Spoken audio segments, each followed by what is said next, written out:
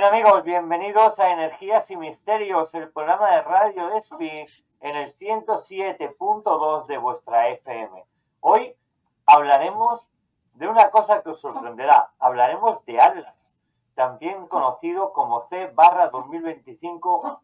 Atlas, anteriormente como A11, es un objeto interestelar descubierto el 1 de julio de 2025 por la estación del sistema Atlas de Río Hurtado en Chile, cuando ingresaba en el sistema solar interior a 4,1 UA, a 66, para que lo entendáis, a 670 millones de kilómetros de la Tierra, del Sol, perdón, y con una velocidad relativa de 61 kilómetros por segundo. Imaginaros la velocidad que tiene ese meteorito o ese trozo de roca que está dando vueltas en el sistema, ¿no?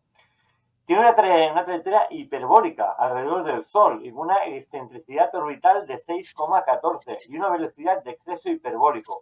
Pero para todo esto, todas estas cifras que hemos dado, que sonarán a chino, como muchas veces nos suenan las cosas que decimos aquí, vamos a intentar simplificarlo.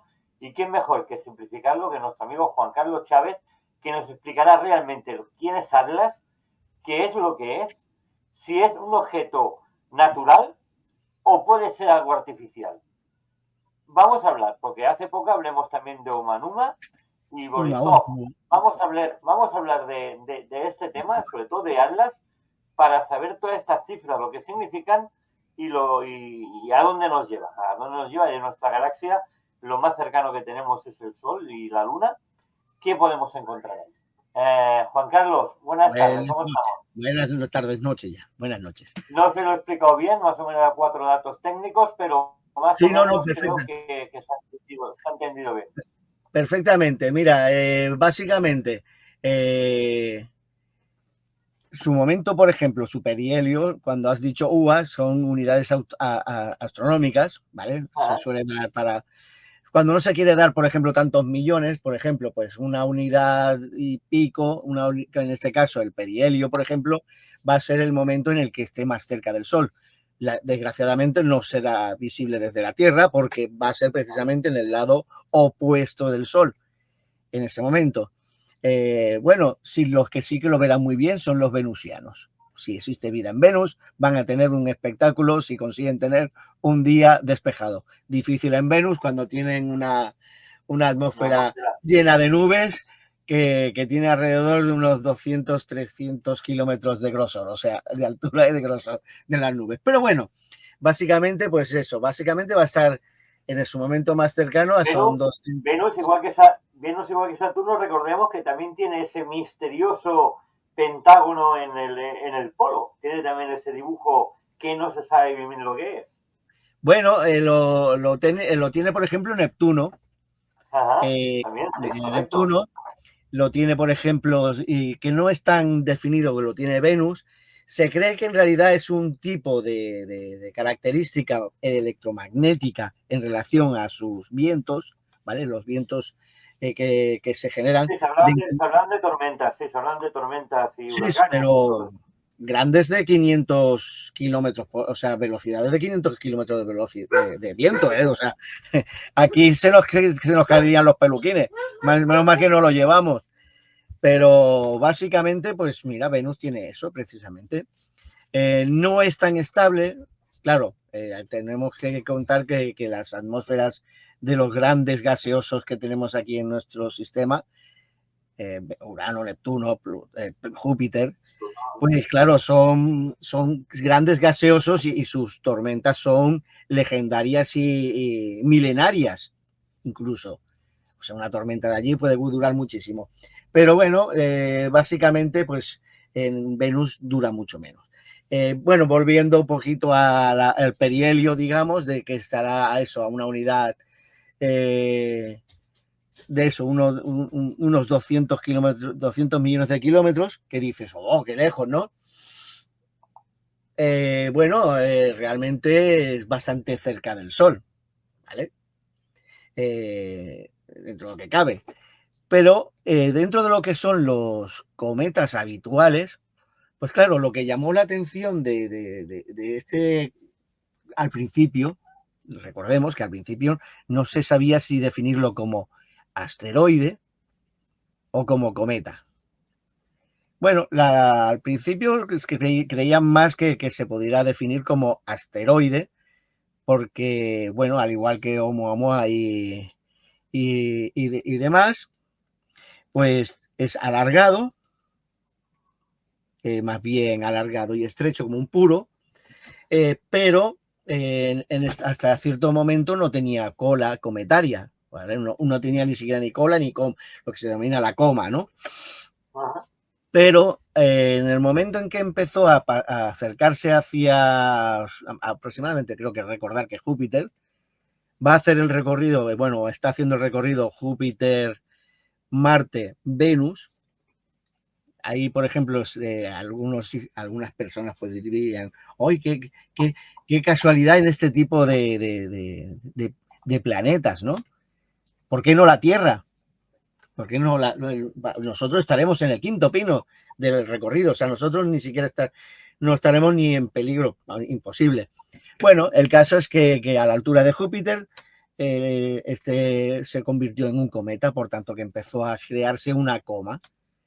Espectrografías y tal, que se están haciendo muchísimas, han empezado a definir... Hay una muy curiosa de fotografía, ¿sí?, del 2 de julio de 2025, que se ve como un punto, después 3 puntos, y que fue hecha por el telescopio observatorio que comparten Canadá, Francia y Hawái, sí, y muestra Atlas, una especie de punto borroso y alargado, sí, y que nos da a entender que no es un cometa, que es algo más que un cometa en esa fotografía. Sí, no, ya digo, al principio pensaban que se podría definir como más bien un asteroide. Además, un asteroide que recordemos que estamos hablando de una piedra, porque es una piedra, de 5 kilómetros de diámetro, o sea, entre 0,5 y 5. Es lo difícil de definir, porque no se han puesto de acuerdo, aunque se cree que tiene aproximadamente unos 5 kilómetros de diámetro, pero tiene un largo que se podría aproximar hasta incluso unos 12-15 kilómetros. Esos datos, claro, los digo, pero no están todavía definidos porque realmente está bastante lejos de lo que serían otros cometas que han pasado. Oumuamua, por ejemplo, pasó más cerca de la Tierra. Ha desaparecido del mapa, ¿eh? No, ya se alargó. Oumuamua no lo volveremos a ver nunca. ¿Por qué? Porque no entiendo, Juan Carlos, y ahora hablando desde la conspiración, desde la conspiración. Vale. Si Oumuamua se creía que era una nave extraterrestre, como se decía, ¿por qué no hubo un acercamiento?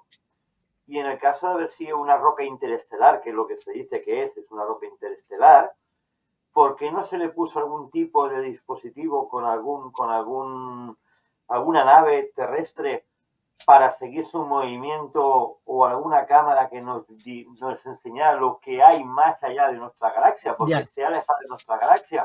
Hubiera sido un buen observatorio terrestre, Oumuamua, ¿eh?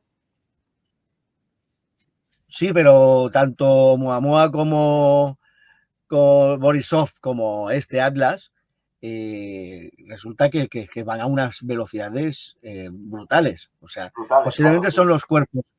Son los cuerpos cometarios, como se denominan, más rápidos que se han conocido nunca. Porque los cometas, por ejemplo, que son de nuestro sistema, que son la mayoría de los cometas son del cinturón de Oort, pues los cometas del cinturón de Oort, pues primeramente que son más pequeños. Incluso el cometa Halley tan famoso y algunos más, son realmente realmente más pequeños que estos tres objetos en cuestión. Oumuamua, por ejemplo, ya nos llamó la atención, aún teniendo, por ejemplo, un largo creo que era 1 kilómetro, casi 2 kilómetros de largo, por alrededor de 500, 800 metros de diámetro, ¿vale? O sea, de diámetro. Y ya nos decíamos, uff. Luego vino Borisov. Borisov aún era un poquito más grande que Oumuamua. Luego viene este resulta que le da 1000 vueltas. Esto es como un portaaviones al lado de una fragata.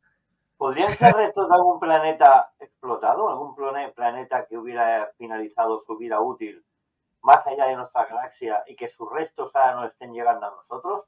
Porque Pues, el espacio-tiempo entre uno y otro es muy corto a nivel de galaxia. sí, sí, sí. Entonces, podría ser el resto de algún planeta. Todo nos viene la película Superman, ¿no? Superman 1, la explosión de Sí. Krypton, ¿no? ¿Podría ser un tipo de explosión nuclear de este tipo de algún planeta y que ahora nos estén llegando los restos de ese planeta? Bueno, por su composición lo que sí que se sabe es que viene digamos, lo que llama el núcleo galáctico. O sea, vendría a ser del corazón más profundo de nuestro sistema galáctico. Otra cosa, o sea, nuestro sistema como tal tiene alrededor de unos 4.500 millones de años. O sea, estos objetos tienen alrededor de 7.000 millones de años. Claro, ¿Vale? pues te La digo. composición, claro, la composición, además vienen del núcleo, digamos, galáctico. Es la parte más vieja de la galaxia. O sea, nosotros somos los polvos galácticos, digamos, Son los nuevos, sí. lo más nuevo que se ha ido generando posteriormente. Pero, por ejemplo, esto viene del núcleo, pero todos los datos de su composición lo que vienen a decir es que por su tipo de composición, ya digo, es que su Sol era menos denso que el nuestro, o sea, y el nuestro era una enana. Nuestro Sol es una enana roja, lo que se vendría a ser una enana roja. Eh, pero su sistema posiblemente, pues su Sol era menos denso, menos metálico, o sea, menos componentes metálicos de los que tiene nuestro Sol, por ejemplo, y lo que ha dado lugar, cuando digo Sol, me refiero a todo el sistema estelar, digamos, solar, ¿no? Que es la composición o sea, lo que está compuesto en nuestro sistema solar, ¿vale? Nuestro porcentaje, por ejemplo, en los planetas de hierro, de agua, de metales pesados, por ejemplo, plomos y demás, ¿vale? Níquel también. Níquel, y entonces, pues, Diamante, hay hasta diamantes. Hay un planeta que está lleno de diamantes. de diamantes, sí, sí, eso es puro carbono, o sea, date cuenta de que eso lo genera precisamente un tipo de característica solar, ¿no? Cuando en su formación, pues genera, por ejemplo, los planetas y se empieza a condensar su propio sol, su estrella, generando, pues, posiblemente, pues, era inferior a una enana blanca, imagínate, eso es más pequeño. Pero, por ejemplo, este Atlas, por ejemplo, pues se sabe perfectamente que por su composición, pues eso, venía de un sistema planetario. Posiblemente lo que no saben exactamente es si convulsionó, digamos, o explosionó su sistema, o alguno de los planetas, cuando todavía estaban en formación, alguno de los planetas, recordemos que cuando los planetas están en formación, absorben el material que tienen a todo su alrededor. A tu alrededor, sí. A todo su alrededor, pero no todo lo que absorbe, o sea, no todo es absorbido. Dependiendo de velocidad y de rumbo, o hay materiales que se escapan de la Para influencia. que la gente lo entienda vulgarmente, es como si cuando haces una masa de pan, que Sí, tienes solamente la harina, haces el hueco, haces el cráter para tirar el agua, tirar el huevo, o sí. hacer lo que tú quieras hacerle, y empiezas a amasar, y esos productos que van entrando dentro de ese cráter forman esa masa ovalada que es la masa del pan o del pastel o de lo que quieras hacer. O Sí, sea, que para entenderlo de forma didáctica, ¿eh? Hablo. correcto. Sí, sí, no, no, es que perfecto. Está perfectamente explicado. Mejor no se podía explicar. Bueno, pues básicamente a estas piedras lo que le ocurrió es que fueron expulsadas de su sistema planetario. Como no lo saben perfectamente, o sea, yo voy a elucubrar un poco y yo me aventuro a que su sistema colapsó, ¿vale? Es más posible que su Sol colapsara y generase pues una onda expansiva que generó que, como es habitual, ciertas piedras de pequeño tamaño, entre comillas, o sea, ciertos materiales, fueran expulsados de su rango, ¿no? O sea, de su órbita. Y entonces lanzados hacia la galaxia, o sea, han hecho un viaje posiblemente de más de 4.000, 5.000 millones de años dando vueltas. Pero, y ahora vamos a una historia, porque ya sabemos que sí, que es un cometa, o asteroide, una piedra, que es muy rica, y esto es interesante porque es muy rica en agua, y no todos los asteroides o cometas son tan ricos en agua. En agua, ¿vale? claro. Pues están buscando, por ejemplo, incluso la posibilidad de que tenga dióxido y monóxido de carbono, ¿vale? Por ¿Por eso te qué he dicho, buscan por eso? eso te he dicho lo de la explosión del planeta. Sí, Por eso te he dicho lo de la por explosión eso, del planeta. porque sus características habituales no se concuerdan con lo que es un cometa habitual de nuestro cinturón de Oort, ¿vale? Un tipo asteroide, vaya. En nuestro cinturón de Oort, la mayoría de los cometas en realidad se denominan bolas sucias de agua, de hielo. Bolas sucias, son inmensas, ¿vale? Recordemos, por ejemplo, que en los años 90 un cometa que nos visitó, al acercarse al Sol, al ser una bola sucia, y era de nuestro cinturón de Oort, bueno, este se dividió, ¿vale? Y se convirtieron en dos cometas que siguieron su rumbo hasta que terminó desapareciendo. Básicamente, ¿por qué? Porque precisamente su núcleo no es tan compacto, no es tan mineral, ¿vale? Es mucho más agua sucia, o sea, es como esas bolas de nieve que puede hacer uno con barro, o sea, lo que hacemos, las burradas que hacíamos de pequeños. Pues este no. Esto, tanto Oumuamua como Borisov y Atlas, son materiales rocosos, pero que conservan gran cantidad de agua.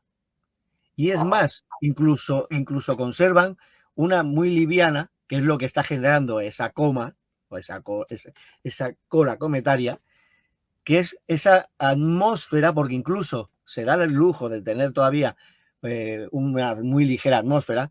Recordemos que por la misma regla de 3, según la densidad, la Luna, por ejemplo, debería de tener también una atmósfera, aunque fuera liviana.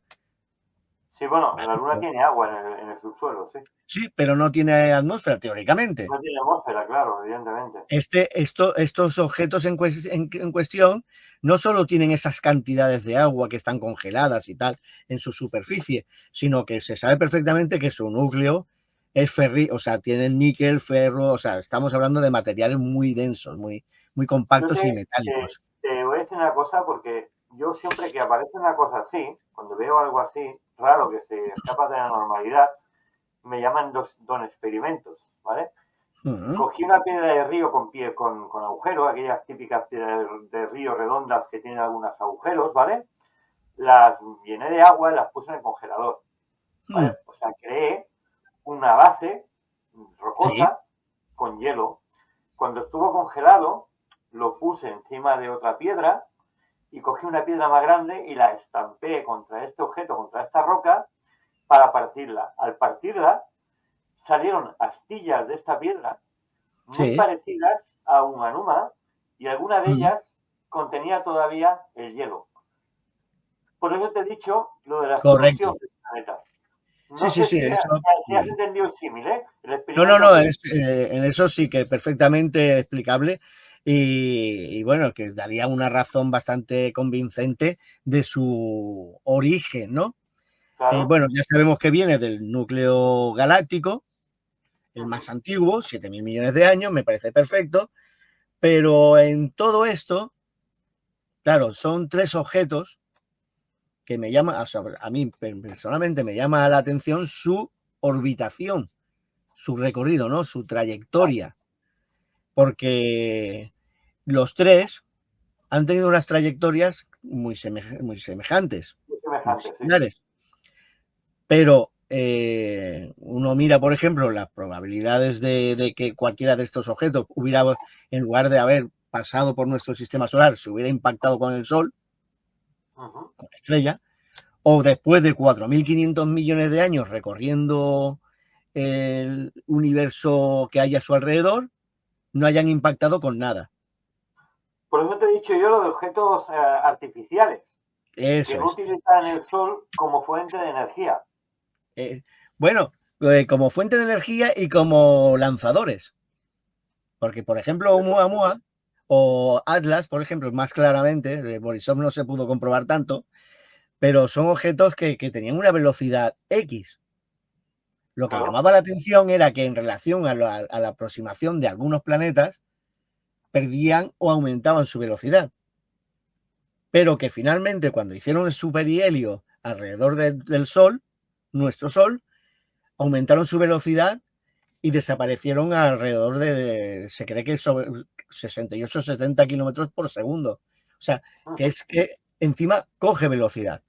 Pero encima resulta que sus recorridos, por su perihelio y por su rumbo que está llevando, se ha podido, y se está realizando un seguimiento del origen, o sea, intentando reconocer de dónde viene. No solo de dónde viene, sino lo que ha visitado antes por su recorrido, ¿vale? Porque, claro, el problema principal que hay es que nuestros ordenadores y nuestro sistema de cálculo todavía no está adaptado a medidas, digamos, galácticas o universales. ¿Por qué? Porque no estamos quietos, porque nosotros estamos en medio de una espiral de nuestra galaxia, una de las espirales, se cree que tienen alrededor de 10, 12, pues nosotros estamos en una de esas medias zonas de la espiral en movimiento, a una velocidad brutal. Pero es que nuestro sistema solar, además, va detrás del Sol, o sea, va corriendo con el Sol en ese recorrido que está haciendo por la galaxia, haciendo una orbitación que se tardan unos cuantos miles de años. El caso es que nuestro sistema, claro, es muy difícil de tirar hacia atrás, o sea, retroceder hacia las posiciones originales de las estrellas como mínimo que nos envuelven, o sea, que nos circundantes, digamos. Y entonces, para saber exactamente hace X años o cuántos años, Atlas, por ejemplo, pues visitó el último sistema del nuestro. O sea, se sabe perfectamente que, por ejemplo, el nuestro no lo va a volver a visitar. Si nos volviera a visitar, entonces significaría que eso no es normal. Porque tienen, llevan... Significaría que está tripulado, claro, evidentemente. Claro, ¿por qué no? Porque su recorrido ahora, su rumbo y tal, además, lleva una hipérbole bastante alta, o sea, tú lo has comentado. Tiene 175 grados de hipérbole, o sea que es bastante, posiblemente la más alta. Hablando en claro, o sea, si nosotros tomamos un papel, una hoja plana, ¿vale? Una línea, no, digamos que su recorrido... Perdón, sí. dime. No, que te decía pregunta, que esta hipérbole es muy curiosa porque es una hipérbole casi fija, sí, pero sabemos que a esta velocidad que funciona, esta hipérbole físicamente tendría que producir un efecto látigo en el cual ese hipérbole se fuera agrandando y en cambio no se agranda, se agranda, sigue la misma trayectoria y eso físicamente es casi imposible. A ver, ya digo, como todavía se está estudiando su composición, posiblemente la única explicación, si no es tripulado, o sea, si no es artificial, pues tendría que ser por lo que sería un equilibrio de masas, por la composición, ¿vale? Claro. Estamos hablando entonces de una composición en relación a lo que formaba parte originalmente. Si fuera un planeta, pues la parte del planeta, la riqueza mineral, por ejemplo, que tuviera en su momento. Si estaba en esa superficie, si era más del interior. Todo esto, por ejemplo, pues claro, todo eso quedará en unas hipótesis que se lancen y ya está. Pero lo que tú dices, o sea, primeramente tiene una hipérbole de 175 grados que prácticamente hace que sobre lo que es la horizontalidad de la Vía Láctea, de la galaxia, él tiene prácticamente, va prácticamente en diagonal en relación a la Vía Láctea. O sea, prácticamente incluso se va a salir de la Vía Láctea. Claro. ¿Vale? Efecto látigo. Pero no, lo que no se sabe perfectamente es si en cierto momento, por ejemplo, pues va a hacer un cambio de rumbo. No lo sabemos, o sea, no se sabe realmente nada en ese aspecto. pero lo que sí que se sabe perfectamente es bueno, o que se está calculando, es que, mira, nosotros no nos gusta lo de las coincidencias, las casualidades, y entonces, claro, el comportamiento en cierta manera de esta piedra, de este cometa, pues claro, es bastante original, ¿no? Es posiblemente de los pocos, o sea, solamente ha habido los 3 estos que han venido de fuera, con una composición metálica a niveles tan altos y compaginándolo con lo que es la cantidad de hielo que tiene, ¿no? Que vendría a ser bueno, su origen claramente es de un sistema planetario rico en agua, que se quedó congelada una vez que explotó el planeta y el frío del universo, o sea, del espacio, pues la congeló alrededor o dentro de lo que es la piedra. No tiene una característica habitual que es eso, de piedra sucia, de una mezcla de aguas o metanos y demás, como tienen nuestros cometas del cinturón de Oort. Y entonces, pues claro, aquí estamos hablando, o sea, yo, por ejemplo, muchas veces comentando, suelo decir, digo, bueno, a ver, vamos a ver, o sea, sí, se le llama cometa porque tiene una coma irrisoria, porque en relación a los cometas que estamos acostumbrados a conocer, con colas de unos cuantos centenares de kilómetros incluso, este tiene una irrisoria coma de 5 a 10 kilómetros escasos alrededor, o sea, en una parte de lo que sería la parte coma de la piedra, y ya está, o sea, más bien se comporta o se podría catalogar más como una piedra con unas características y con unos materiales que se están, debido a la radiación solar y tal, se están descomponiendo lentamente y entonces pues están dando lugar a esa pequeña coma. Pero claro que no, ni mucho menos es a lo que estamos acostumbrados. O sea, nosotros no, ni mucho menos vamos a mirar al cielo y no vamos a poder ver o esperar poder ver a Atlas como un cometa habitual, con su cola, iluminando el cielo, bonito y precioso, como el Halley, por ejemplo, en el siglo pasado. Esto va a ser totalmente imposible con este objeto. Y entonces, pues básicamente la historia está en que es muy interesante que su rumbo en realidad esté tan estudiado, ¿no? Porque ya digo, o sea, el cálculo de probabilidades de que en 4.500 millones de años no haya chocado, o sea, no se lo haya tragado un sol, una estrella. ¿O haya chocado con algún planeta, algún satélite? Un satélite, un planeta, o sea incluso cinturones de asteroides que puedan tener otro sistema solar. O sea, que estos 3 objetos lleguen o sea, más o menos vengan del mismo origen y que se hayan recorrido posiblemente un tercio ya de lo que es el sistema galáctico, un tercio. También es irrisorio, pero un tercio, estamos hablando de unos cuantos, posiblemente millones de estrellas, ¿eh? Y que estas 3 piedras hayan hecho el recorrido y que sigan haciendo el recorrido, haciendo eso, o sea, a una distancia correcta. Y digo correcta porque ni le va a afectar de forma grave, ni se va a ver poco limitado, o sea, poco delimitado su rumbo a la hora de coger velocidad. O sea, si tú quieres, o sea, si tú quieres, por ejemplo, coger o utilizar un sistema de impulsión solo y exclusivamente por carga, por ejemplo, carga iónica y demás, o sea, por repulsión, o sea, atracción-repulsión de un sistema solar, de un sol o una estrella, pues básicamente vas a coger unas distancias más o menos de esta manera, o sea, unos 200 kilómetros, ¿vale? Que se dice, o sea, 200 kilómetros, digo, 200 millones de kilómetros. Con 200 kilómetros entonces sí que ya estaría acabado, ya te lo digo yo. No, 200 millones de kilómetros, vale, pues estamos hablando de una unidad astronómica prácticamente, tiene un rumbo que le va a llevar perfectamente a eso, coger la energía que necesite y coger la velocidad que necesita. ¿Para qué?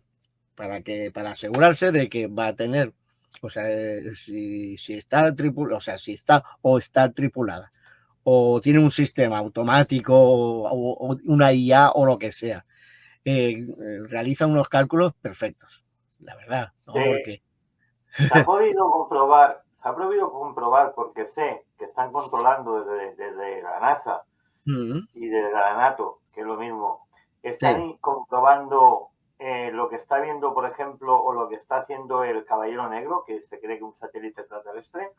Se ha intentado saber si hay algún tipo de conexión entre el satélite negro, o sea, el Caballero Negro, y estos supuestos cometas. Bueno, básicamente, si te fijas, como realmente al Caballero Negro intentan anularlo, o sea, ni siquiera se han presentado la oportunidad o la posibilidad de que se dé el hecho de que ese supuesto Caballero Negro pueda llegar a tener una interconexión. En un programa, por ejemplo, con unos amigos, tú te acordarás que un compañero hizo una muy buena observación de que el Caballero Negro, y nos salimos un poco del tema, pero bueno, el Caballero Negro, en realidad, su sistema, digamos, de antenas, cuando quiere comunicar, no se extiende hacia el universo, sino a que apunta a la Tierra. Sí, a la Tierra. Que dejó la posibilidad de que fuera algún satélite de una antigua civilización terrestre. Dejó caer eso. Claro, eso se dejó ir, ¿no? Al igual que, por ejemplo, cuando hablamos, y no son locuras, estamos hablando incluso de estudios que la Agencia Europea del Espacio y la NASA habían realizado hace unos años sobre la posibilidad de utilizar motores especiales y tal, y utilizar piedras, o sea, asteroides, meteoritos grandes, como, o sea, perforándolos con minería y tal, utilizándolos como naves, lo que sería también, lo que en cierta manera resultaría mucho más económico que construir una gran nave. Es lo que te he dicho yo antes, que por qué no lo habían hecho con el Umanuma, por ejemplo. Oumuamua, sí. Mira, no, a ver, el estudio, por ejemplo, de espectrografías y demás, realmente, pues no hace tantos años que se está reforzando. Cuenta de que, por ejemplo, aquí en un espectrógrafo de masa, yo trabajo en una empresa que tenemos un espectrógrafo de masa y estoy acostumbrado a ver las gráficas, ¿no? O sea, tú ves, por ejemplo, una serie de gráficas y a lo mejor pues te suena chino. Y yo, por ejemplo, pues a lo mejor estoy hablando con ellos, estamos haciendo una analítica de un producto X y se ha hecho el producto y no termina de quedar bien porque resulta que una de las curvas de uno de los picos no es el adecuado. Sí, porque, por ejemplo, el silicio está al 80% en vez de estar al 90%, por ejemplo. Al 90%, o sea, nos da, por ejemplo, unos picos X que dices, hostia, pues mira, es lo que tú dices, o sea, el calcio, este está bajo de calcio, no sé qué, y luego lo ajustas y tal. Pues aquí ocurre un tanto de lo mismo. En la espectrografía espacial, claro, estamos hablando de una serie de bombardeos por ondas de radio que no tenemos más remedio que utilizar bario y demás, o sea, algunos sistemas especiales a nivel espacial, para intentar que hacer una definición de la composición de estos objetos, ¿vale? Es lo que hoy en día, todo esto va avanzando muchísimo en relación a medida que van mejorando lo que son los satélites espaciales y tal, los sistemas, por ejemplo, como el Hubble, bueno, básicamente pues se les están adaptando con nuevos aparatos y nuevos programas que nos da, o sea, dan posibilidad de esto. Es lo que hoy, por ejemplo, antiguamente, hace no muchos años, cuando veía un exoplaneta, no un sistema planetario con un exoplaneta, pues antes, por ejemplo, decían, pues mira, un exoplaneta, este Sol se ha descubierto, esta estrella se ha descubierto que tiene 3 planetas por la sombra, ¿vale? El espectrograma que se podía conseguir era muy corto, porque solamente se podía ver la duración de la sombra y el tamaño de la sombra en relación a ese Sol, ¿vale?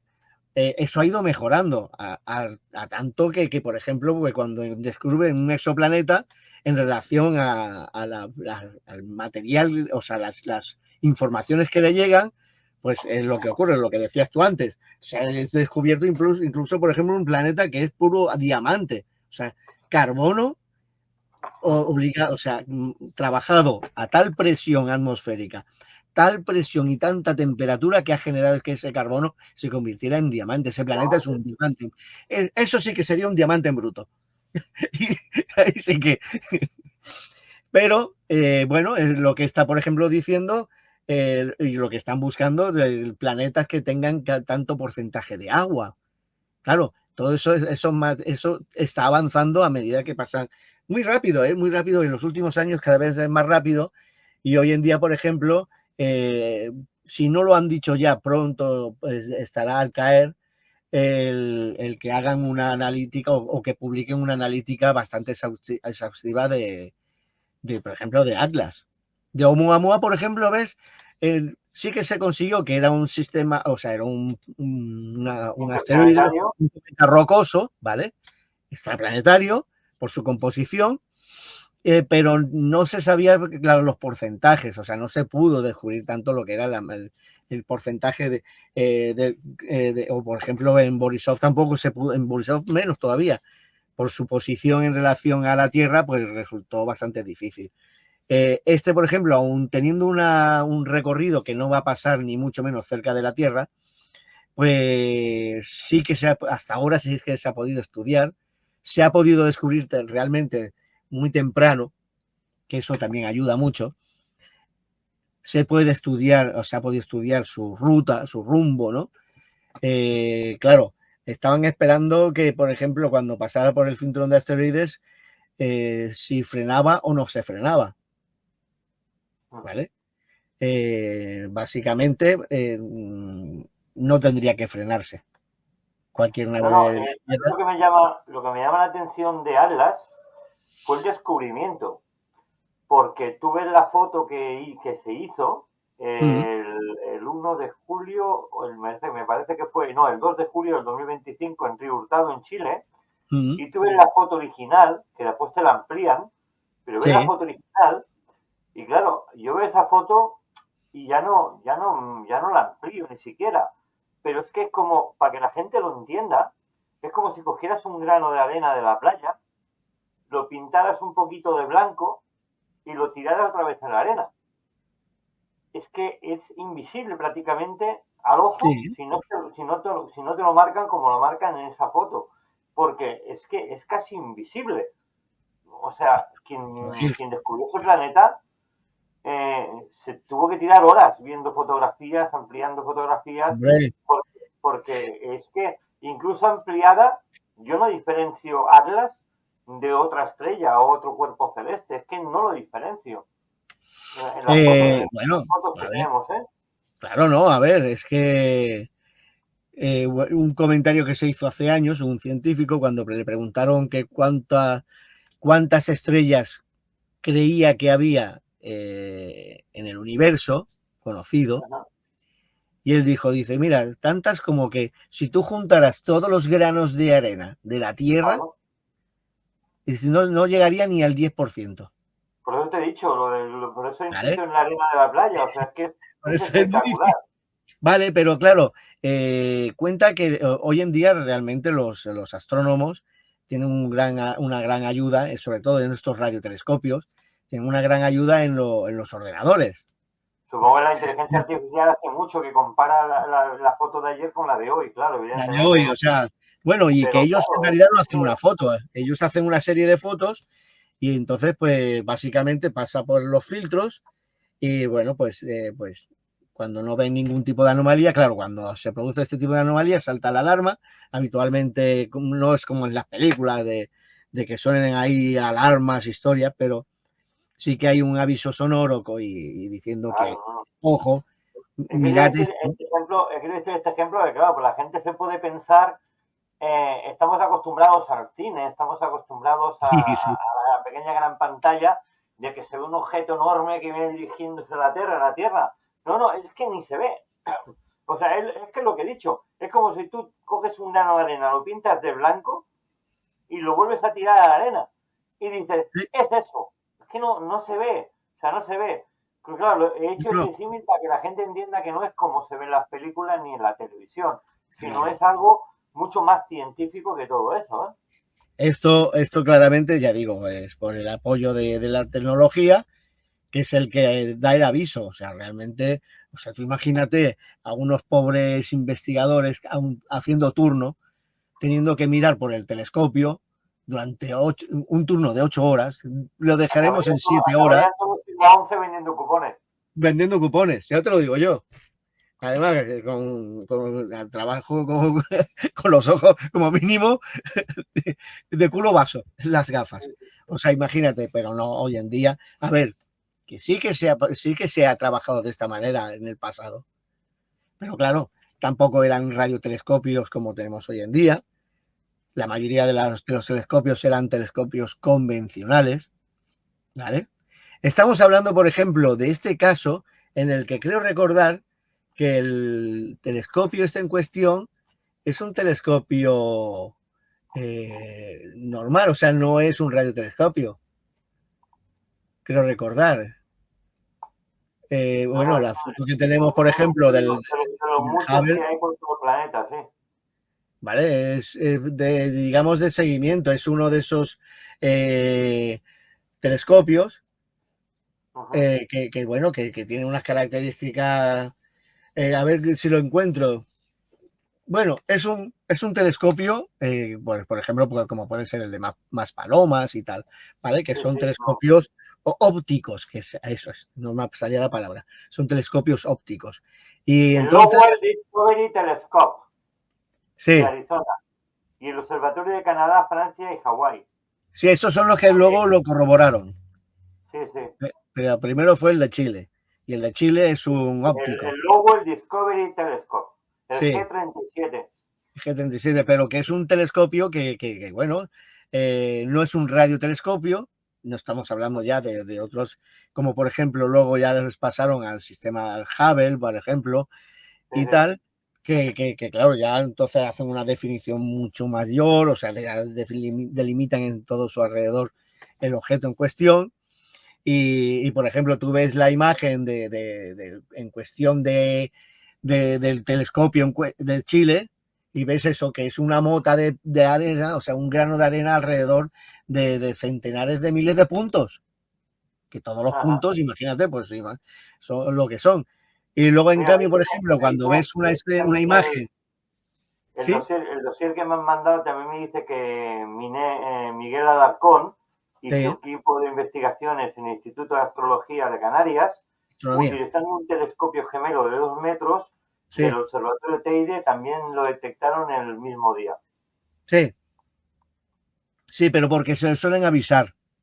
Sí, ¿vale? Claro, los ahorros, claro, evidentemente. Más que nada porque hay los telescopios, claro, están planetarios sobre todo, pues claro, como nos estamos moviendo, cuando encuentran algo interesante, pues solo tienen en realidad posiblemente incluso pocas horas de seguimiento del objeto en cuestión, porque ya luego se salen de su ángulo, de su órbita, claro, de su ángulo de visión. Y entonces, pues habitualmente, pues cogen, si la quieren hacer un seguimiento, avisas al telescopio más cercano, digamos, que conozcas, y le das, oye, mira, pasa esto, a ver si podría hacer seguimiento de este sector, porque ellos lo llaman sectores.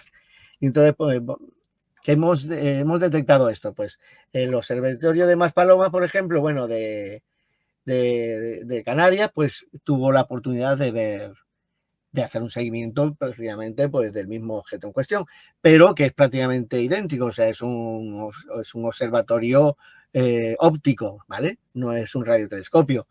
Ya cuando se comprobó de que ahí había algo y que se estaba moviendo y que estaba entrando en nuestro sistema solar, pues es cuando avisas a, bueno, pues NASA, Agencia Europea y demás. Sí, lo que aquí fue al contrario, Juan Carlos. Aquí fue el satélite de sonda de exploración de tránsito de la NASA quien avisó mucho antes del descubrimiento de su observación el 7 de mayo. Sí, pero no le hicieron caso. Sí, no, claro, como siempre. Básicamente el telescopio y el satélite, por ejemplo, pues hizo una observación, pero si por lo que fueran, pues no estaban orientadas las antenas o realmente pues consideraron que era muy aleatorio y que no tenía suficientemente base, pues lo dejaron de ir. Y no tienes más remedio que caer al final, meses después, en un observatorio que dice, oye, pues mira, pues aquí hay algo. Porque esto o sea, yo he hecho varias fotografías y hay un punto de movimiento mínimo, porque tendremos que esperar a hacer un seguimiento, pero hay un movimiento X. Y eso es cuando se avisa a estas agencias y decir, oye, no por nada, pero igual se os ha escapado algo, ¿vale? Bueno, Luego cuando haces el seguimiento... es cuando entra en juego el capital gubernamental con el capital privado. Es esa sí, controversia que hay, que no se avisan unos a otros. Y uno claro. por el otro se acaban perdiendo muchos descubrimientos. Y antes de que se nos acabe el tiempo, porque veo que se nos está avanzando el tiempo, pues quería hablar de lo de la interesante trayectoria que han tenido precisamente estos tres objetos, además, Oumuamua, Borisov y Atlas, en relación a nuestro sistema solar. Si os fijáis, los tres han tenido un recorrido por los sistemas solar, digamos, o sea, los planetas más interesantes, siguiendo algunas tónicas del sistema solar, que son, por ejemplo, Júpiter, han pasado por Marte, por el cinturón de asteroides, pero han pasado de largo de la Tierra y se han aproximado a Venus. ¿No llama la atención que tres objetos... ¿Se sabe si han pasado por Kepler? Porque se habla últimamente que la NASA ha descubierto en Kepler un acierto parecido a la Tierra, que incluso han visto luces como si fueran pequeñas ciudades. Sí, pero Kepler, por ejemplo, no, o sea, todavía no saben ni siquiera de dónde viene. O sea, hay que hacer unos cálculos por ordenador, o sea, se van a tener que hacer unos cálculos de antigüedad, o sea, ir hacia atrás, o sea, generar un mapa estelar hacia atrás en el tiempo. Y eso va a resultar bastante complicado. Pero, por ejemplo, lo llamativo es eso, que tres objetos escojan, por ejemplo, Marte. Marte hoy en día es un planeta muerto, básicamente, ¿vale?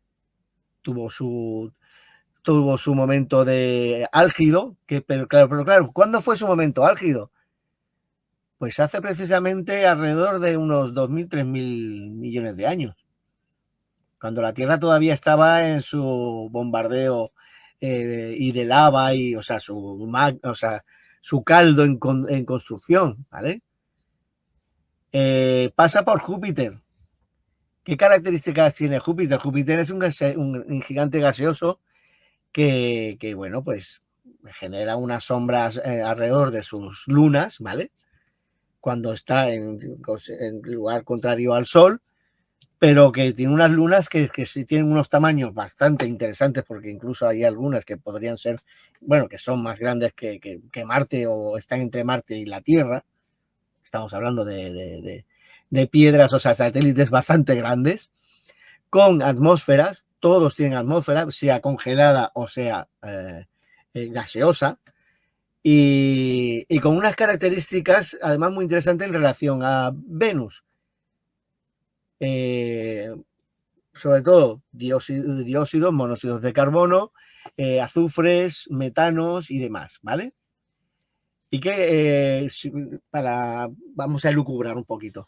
Si nos echamos atrás hacia los años 80, cuando hablaban de exobiología y hablaban del proyecto, la posibilidad de encontrar vida en ambientes que no fueran como el nuestro. O sea, que la vida se generase más a base del silicio que no del carbono. Bueno, la prueba está, y perdona que te corte esto, es muy interesante lo que estás hablando, porque aquí en la Tierra esto ya sucede. Porque aquí en la Tierra, a grandes profundidades donde salen elementos gaseosos venenosos para el hombre y para otras especies, en cambio hay especies animales que están viviendo en en ese caldo de cultivo. En ese Están caldo, viviendo. ¿no? Sí, Sí, sí. Ah. sí, ¿no? Y Y a estamos ver, en la Tierra, ¿eh? Estamos hablando de la claro, Tierra, ¿eh? claro.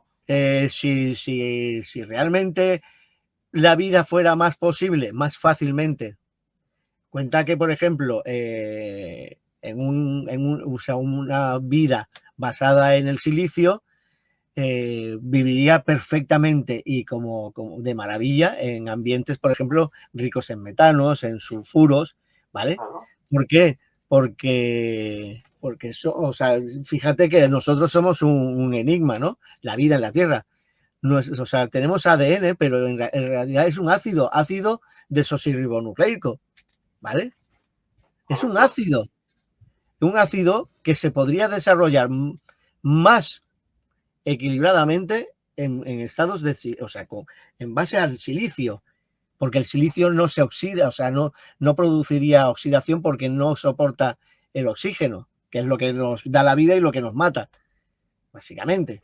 Entonces, si tú imagínate que hace unos 6-7 mil millones de años, otra civilización ha observado cómo este sistema, esta información, alrededor, no 7.000, pero digamos hace unos 3.000, 4.000 millones de años, descubre que aquí hay un sistema de información y descubre que hay planetas con estas características o que tienen lunas que tienen estas características, basadas, o sea, de azufres, metanos, ¿vale? Si ellos, por ejemplo, estuvieran basados en el silicio, harían sus naves y ¿qué buscarían? Planetas que tuvieran las mismas características que ellos. La Tierra, por la Tierra no pasarían ni por asomo, porque para Claro. ellos la Tierra es veneno, es la muerte, porque ellos no pueden sobrevivir basado en el silicio, no pueden sobrevivir en base al oxígeno, por oxidación.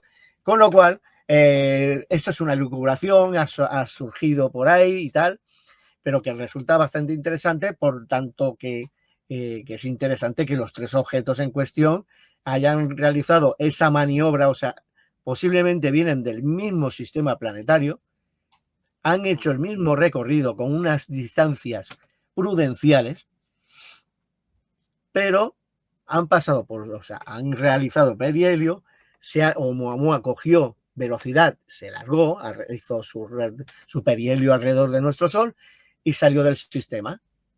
Claro, Vino Borisov, evidentemente hizo un tanto lo mismo. eso lo tenemos que tener muy en cuenta. Yo siempre pongo el ejemplo cuando dicen, hombre, es que sin oxígeno no se puede vivir. Yo siempre pongo el mismo ejemplo. Hablo del Titanic. En el Titanic hay una presión atmosférica del agua brutal. Mira lo que pasó con la última nave que explosionó, Sí, ¿vale? En cambio hay peces que no tienen ni la consistencia del metal que sobreviven a esta presión atmosférica. sí, Que se han adaptado a peces y otros moluscos que viven sí. a esa presión atmosférica y no explotan ni explotan, ni no les pasa absolutamente nada. Viven sin oxígeno prácticamente. Hombre, fíjate una Viven con el cosa. oxígeno que ellos generan. Claro, pero generan. fíjate una cosa. Es un ejemplo que pongo yo siempre a la gente que dice que no se puede vivir sin oxígeno. ¿Eh?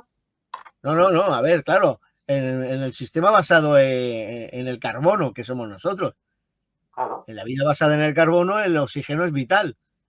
claro. Pero, por ejemplo, en vida basada posiblemente si en el silicio, un material incluso más numeroso que el carbono en el universo, en el espacio, sería mucho más fácil. Para la gente que no Primeramente, conozca el silicio, estamos... para la gente que no conozca el silicio, les decimos que con la tierra de silicio se fabrica el cristal de las lunas de coche, los vasos, toda Eso, la vajilla que tenemos en casa es tierra de silicio. Que la gente lo sí, tenga claro también. sí, básicamente es eso. Y o sea, la arena es básicamente silicio, ¿vale? O sea, tenemos un material muy rico, silicio, pero el único problema que tiene el silicio, ya digo, que el oxígeno lo oxida, no lo puede utilizar, pero por otra parte, hay una parte que es interesante, porque una vida basada o sea, ADN basado en el silicio, ácido desoxirribonucleico en base a silicio, pues tendríamos unas especies que no envejecen. Por tanto, que no tienen ningún material que los oxide, ¿vale? Porque ya no es que sean anaeróbicos, ¿no? Pueden ser aeróbicos, pero en relación a la respiración que puedan desarrollar en su planeta, ¿vale? Venus, por ejemplo, pues o su Venus, composición o su composición de ADN. claro, Su claro, composición de ADN. Los claro, humanos duramos 80, los humanos duramos 80 años de media actualmente, sí, más o menos, y en cambio un ser vivo como un árbol puede durar miles de años. miles Y de años. estamos hablando del mismo oxígeno, en el mismo lugar. Sí, sí, sí. Y básicamente a estos seres los iría matando lentamente la posibilidad de viajar al espacio, o sea, o visitar otros ambientes que les sean alienos, o sea, que les sean nocivos. Entonces, Ajá. básicamente lo que más interesante, claro, los científicos suelen ir a la base, que es decir, no, no, mira, es una piedra, se le ha dicho cometa porque tiene estas características, pero es una piedra que va a hacer su trayectoria y que se va a ir. Que bueno, lo interesante es que viene de fuera, va a pasar y se va a ir. Y ya no volverá nunca más. Es que ¿Vale? los científicos Pero a bueno, veces son como aquellas plantillas, los científicos a veces son como aquellas plantillas de autoescuela que te daban y decían, oh, aprobado, suspendido, había un de eso hecho y no eran sí, capaces de ver otras respuestas que no estuvieran dentro de la cuadrícula. Y en el no, no, tema no, ya está. científico o en el tema astronáutico pasa un tanto de lo mismo muchas veces, ¿eh? Sí, sí. Es un tanto de lo mismo. A ver, básicamente, yo creo, ya digo, sí, que es una piedra, ¿vale? Perfecto. Que tiene un tamaño interesante, también, te lo compro. No han visto luces como tal, vale, o sea, es que no, tampoco se va, es cosa de ir con un árbol de Navidad por el universo. Y ya es que estoy. No, hombre, no. Básicamente, si eres explorador o eres, sí, si eres explorador, pues básicamente intentas pasar desapercibido para poder observar que no seas observado, más que otra Claro. cosa. Y entonces, pues, básicamente, lo más interesante, ya digo, que es en relación a la trayectoria, que te encuentras con que es una trayectoria que va a pasar, realmente va a pasar muy lejos del Sol, ¿vale? Porque su, digamos, su perihelio en realidad va a ser a la altura entre el cinturón de asteroides y Marte, ¿vale? Ajá. Pero haciendo el recorrido primero por lo que va a ser la trayectoria del que tiene en Venus, que la tiene en su recorrido, digamos, ¿no? Pero claro, la Tierra está en el otro lado. A nosotros ahora mismo estamos en el otro lado. Entonces dices, a ver, si hubiera sido interesante visitar la Tierra, pues no han escogido para nada bien el momento adecuado, ¿no? O sea, meramente tenían que haberse esperado por lo menos 6 meses para que la Tierra estuviera más en la posición cercana a él, ¿no? Y aún así, si hubiera estado la Tierra en una posición muy cercana, estamos hablando de que no se hubiera acercado a más de 50, 60 kilómetros de la Tierra. Imagínate. O sea, y va a pasar alrededor de eso, de otros 40, 50 kilómetros millones de kilómetros de Marte. O sea, que imagínate que ya digo, que es una ruta. Yo, si por ejemplo soy viajero espacial, yo esa ruta la hago para coger velocidad y ya con el cálculo hecho de a dónde voy a ir. A Y ver, en el momento me estaba riendo porque estabas diciendo que iba a pasar por al lado de Marte. Digo, a ver si sí, va a chocar ahora con el coche Elon Musk, que tiene un coche ahí dando vueltas a Marte, sí. de forma publicitaria, y vamos a tener un problema con Trump, ¿eh? O sea, imagínate. Uy, no, no, no, no, no, no pasa tan cerca de Marte. No, son 50, 60 millones de kilómetros. Va a pasar relativamente, pues lejos, bastante lejos. Y ya digo, y Bastante lejos, sí. nosotros ya digo, nosotros no entramos ahí para nada. Y ya digo, es un objeto que ya digo, es interesante por las características en sí. O sea, realmente, de si es tripulado o no tripulado, no lo vamos a No descubrir. lo Eso sabemos, ¿no? no, Igual que Humanoma, igual que muchos, igual que todos los que se han visto, no lo sabemos. claro, eso no lo vamos a descubrir, pero sí que podemos lanzar al aire esas ideas, no ya hipótesis ni nada, pero esas ideas de observación bueno, que como mínimo es interesante, ¿no? Porque hay, por ejemplo, una comparativa, que no sé dónde está, hay una comparativa en relación a los 3 objetos que pasaron por la Tierra y te das cuenta de que los Sí, que 3 hay algo raro. hicieron el mismo tipo de recorrido, ¿no? Es como, por ejemplo, la Estamos fuera de Voyager tiempo, 1 y la Carlos. Voyager 2. Perdón, sí. Estamos fuera de tiempo, Juan Carlos. Estamos fuera de tiempo, es verdad. Lo siento, siempre me pasa lo mismo. Nos pasa lo mismo, ¿eh? Nos animamos y no pasa lo mismo. Bueno, pues gracias como siempre, Juan Carlos. Nos vemos el viernes que viene aquí en Energías y Misterios, como a todos ustedes. Les esperamos aquí en Radio Spin, el 107.2 de la FM. Hasta la semana que viene, amigos.